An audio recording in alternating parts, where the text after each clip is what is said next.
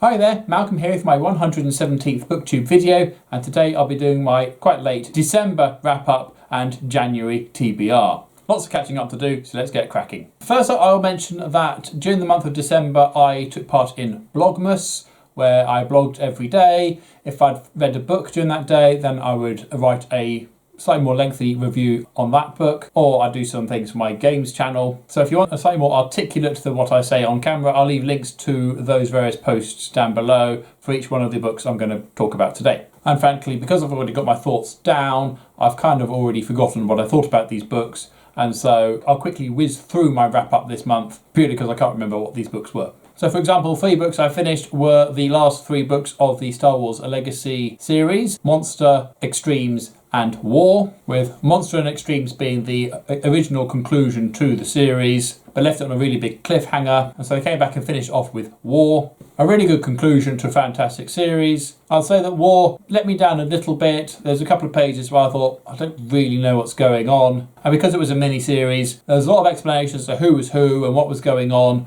that we'd already covered, but being mini-series, I had to remind us all for that. But I would highly recommend the Legacy series, and they're pretty much booktastic throughout. I also finished reading The Shepherd's Crown to my boys. This is the final Discworld book by Terry Pratchett. It was published posthumously, and as such is slightly unfinished. The story is complete, but there's only certain scenes which are quite thin on the ground. A lot more fleshing out could have happened, but by this point Terry was pretty ill, so very grateful for what we got. The boys really liked it. The shenanigans of the Knack-Knack-Feagle and some of the witches made the boys laugh a lot. The beginning was very bittersweet / devastating. A hard book to read for those who love Terry Pratchett and Discworld. It was never going to be the best, but rather than it being the final story in the Discworld, it's an ending. Buy it. I also read out aloud The Left-Handed Booksellers of London by Garth Nix to my wife. This was a book that she picked up on an impulse buy. It mentioned books on the front cover, so she's a sucker for anything that says books on the front cover or libraries or anything like that, so of course she's going to pick it up. She didn't know when she was going to fit it in her busy reading schedule, so she shoved it into mine.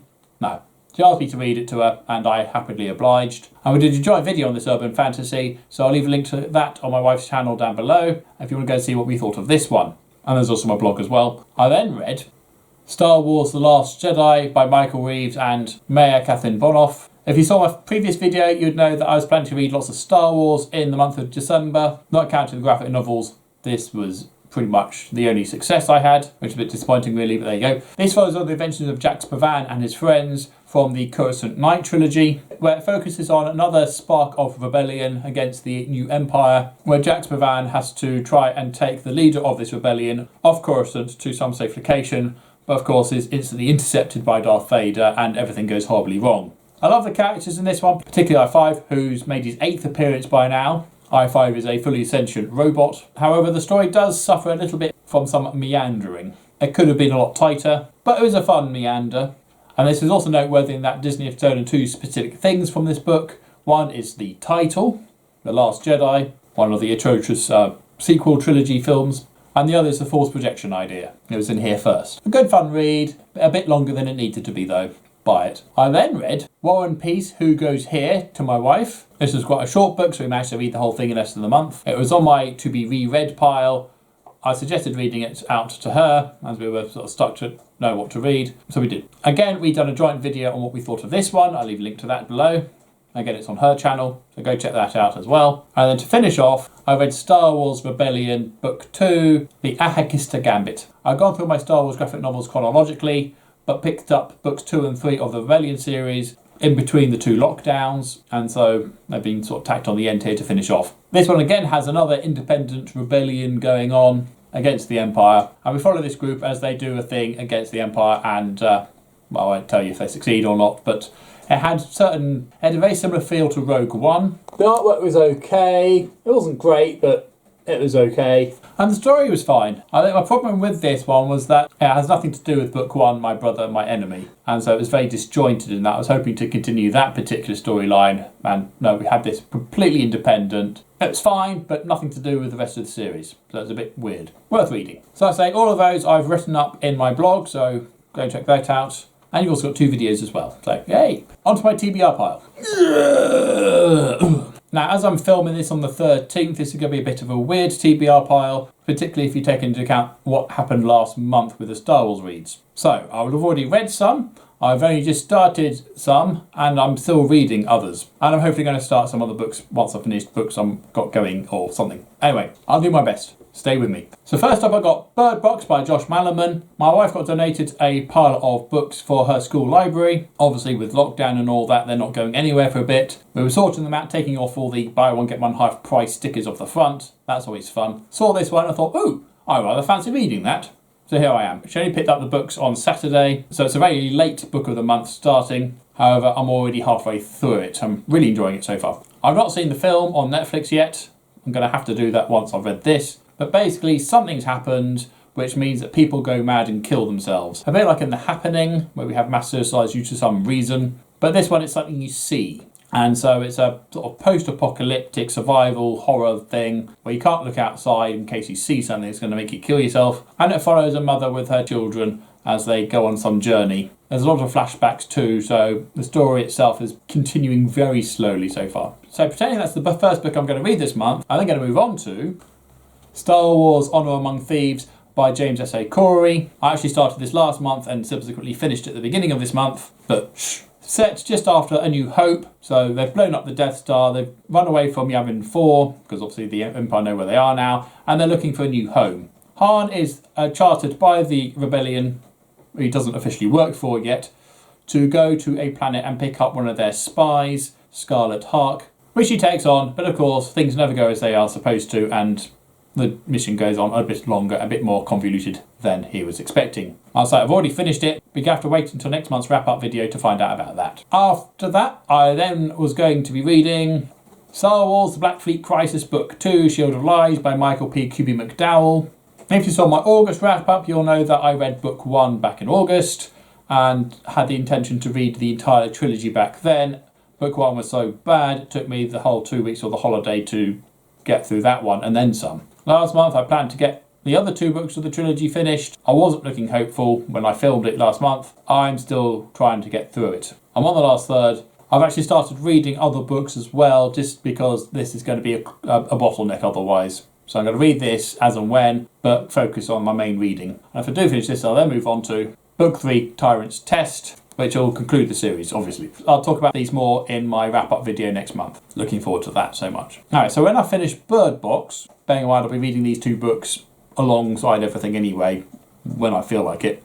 So when I finish Bird Box, I'll then move on to Doctor Who, The Coming of the Turf Files by Michael Moorcock. Now this is an 11th Doctor adventure, and Amy's along for the ride too. Don't know anything about this one, but going to give it a go. And when I do finish this one, I'll then move on to Indecent Exposure by Tom Sharp. This is the sequel to Riotous Assembly, which takes a serious look at apartheid, puts a funny spin on it, but does treat the subject very seriously. Riotous Assembly was absolutely fantastic. I have read this one before, I have no recollection of it whatsoever, so really looking forward to rereading this one. It's going to be rude, it's going to be crude, it's going to be somewhat outrageous. What more can one ask for? So that's my main reading. So my plans for my graphic novels are Star Wars Rebellion Book 3, Small Victories. This concludes the Rebellion series, and this is more of a follow-on to Book 1. But as it's the final book in the series, it's kind of, well, what's the point? Yes, it was the Vector chapter, but that's just a one-off little bit as well. So it's a series that doesn't really go anywhere. But anyway, I have already read it, but I read it at the beginning of the month, so that'll be next month's wrap-up. Still with me?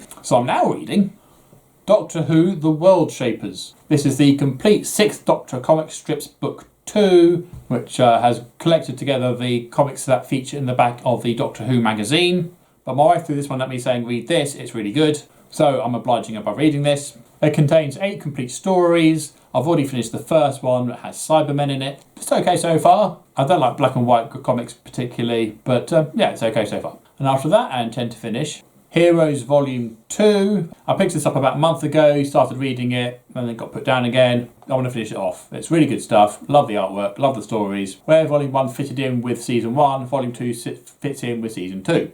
Surprisingly enough. A shame they didn't continue the tradition because I really enjoyed the series and I really enjoyed the graphic novels. And once I get through that, I'll then move on to my Aliens collection. I've read all my Star Wars now, believe it or not. I've also got a collection of Aliens graphic novels, Predator graphic novels, and Aliens vs Predator graphic novels. So I'll start off with Aliens. This is collected up 3 separate graphic novels, and 2 extra bits at the back, which I'm not quite sure where they come from. But these chronicle the adventures of Billy and Wilkes, as featured in the novels of the same names by Steve Perry and S.D. Perry for the Female War, co-wrote it. Lots of lovely xenomorph stuff. I'm still reading The Walking Dead, The Fall of the Governor Part 1 by Robert Kirkman and Jane Bolanzinga while boiling the kettle. And to everyone else in the family, I am reading. To my youngest, I am reading The Edge Chronicles, The Lost Sky Pirate by Paul Stewart and Chris Riddle, book 1 of the Rook sequence. To my eldest, I am reading Lion Adventure by Willard Price. And to them both, I am currently reading The Colour of Magic by Terry Pratchett, the first Discworld book.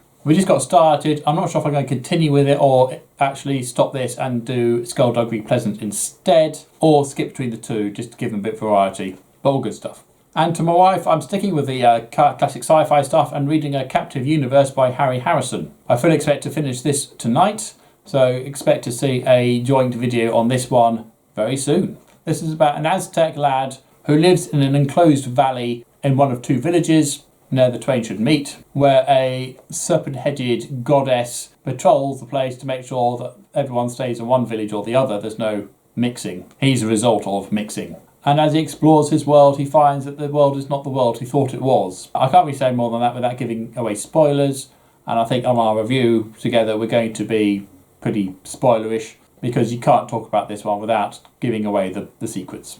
But filled with some really interesting ideas. And having finished that, we might move on to the last book of the Alex Rider box set we've got. It's not all of them, but it was all of them at the time when I picked it up. I think it's like book 9 in the series, whatever that is. And as the kids haven't shown much interest in them, we might pass it on to the school library and give it some more shelf space, which will be nice. We have enjoyed the Alex Rider series and glad to have read them, but it'd be also nice to unhaul some stuff. So there we go, quite an ambitious month as always, particularly as at the time of filming, being the 13th, I've only finished 2 books, both of which I'd started the previous month. Or last year. So don't forget to check out my blog for a better review on the wrap-up books and the videos that I did with my wife on what we thought of The Left-Handed Booksellers of London and War and Peace Who Goes Here. And do you have any books that you feel like you have to read and slog through regardless? I'd love to know, so please put your comments down below. But as usual, if you have nothing nice to say, then please keep it to yourself. Thank you, and until next time, see you later.